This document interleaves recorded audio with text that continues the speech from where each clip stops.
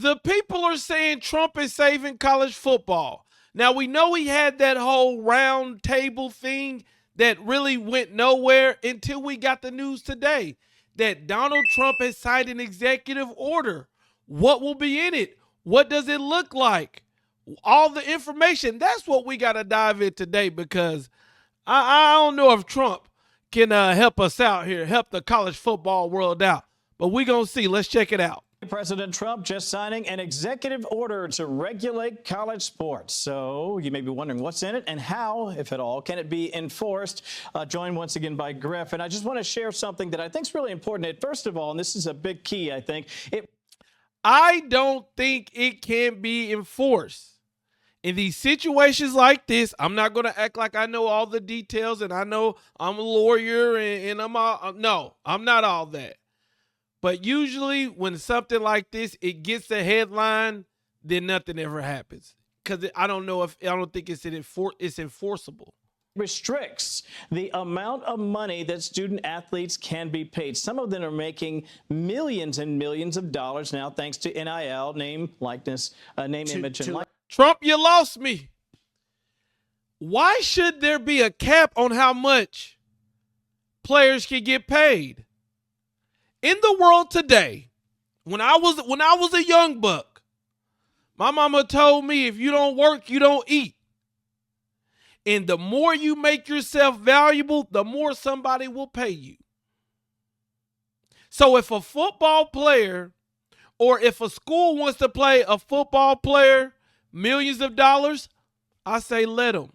I don't think there should be a cap on how much a said player can make. Now, should there be a cap on how much a team spends? That way we can, like a salary cap to even out. I'll listen to that. But coaches, Lane Kiffin, he just got broke off. A lot of money. And his resume does not match the money that he got. So I don't think. And another thing is, it's funny that this comes up now that the players are getting paid.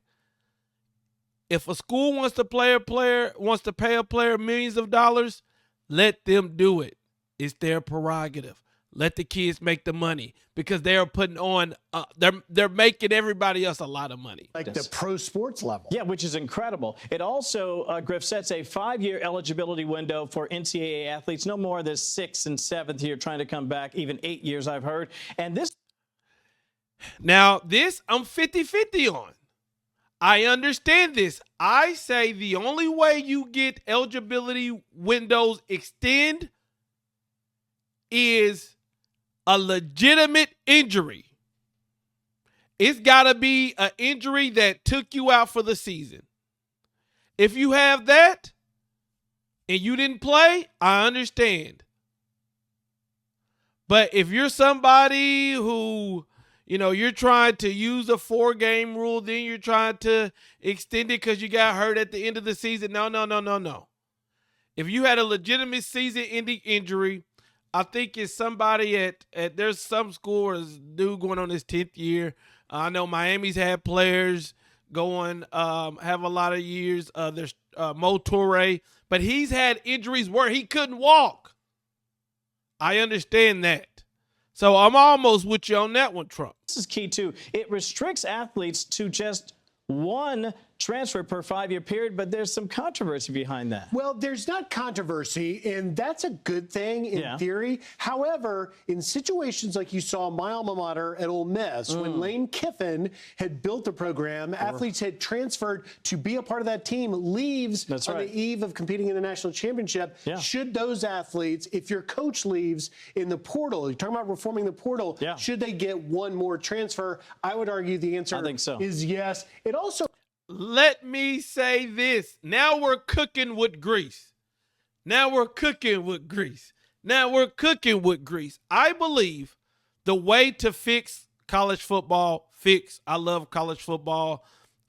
Stop adding teams to the college football, keep it at 12. But if we added restriction on transfers, that would solve a lot of problems.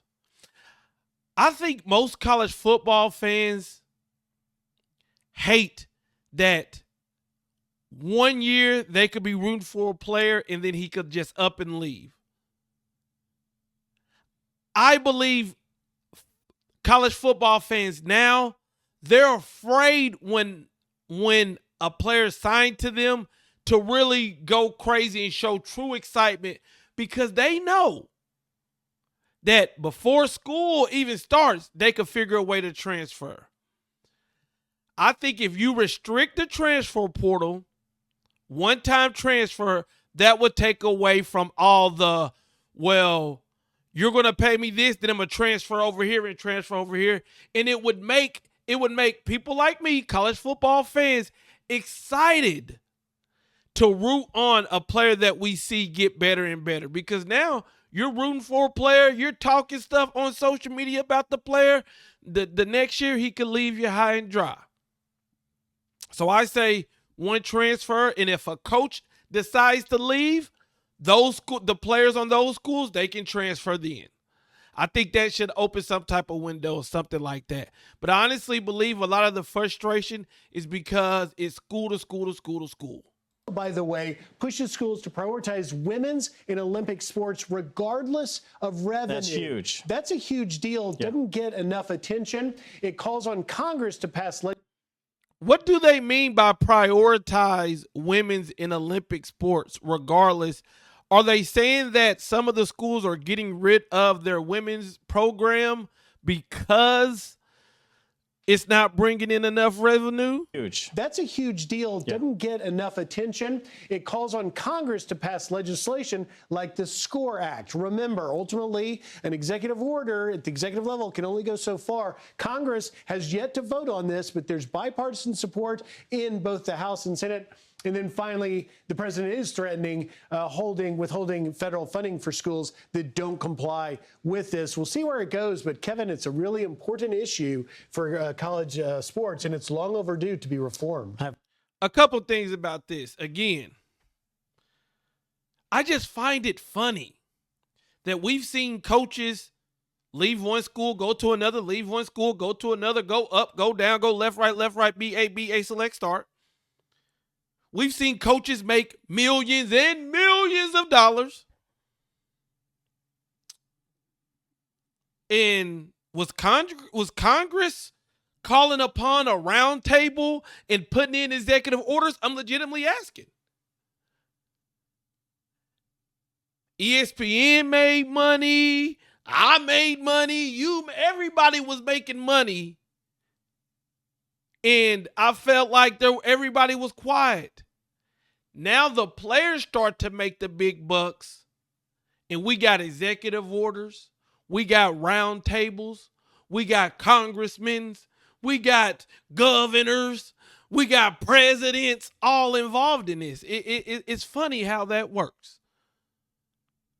Like I said, from the very first thing they said, I say, let the players make as much as they want, but I will say this Trump executive order, I do like the restricting it a fifth period, because I believe that will fix a lot of the mess. And then the last thing I'll say is this.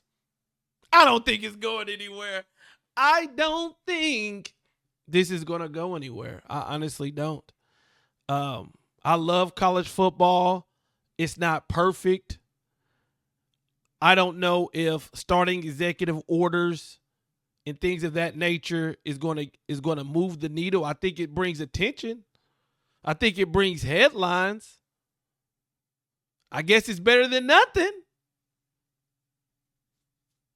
But I don't see, I think some people read the headline and they say, oh, next season is going to get done.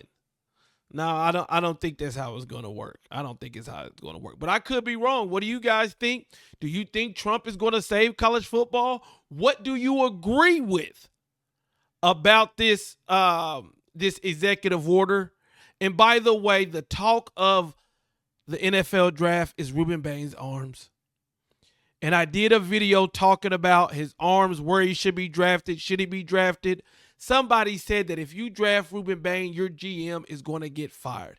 If that sounds like a video you like to watch, click the link in the pinned comments and let me know what you think in the comments. I'm out. Peace.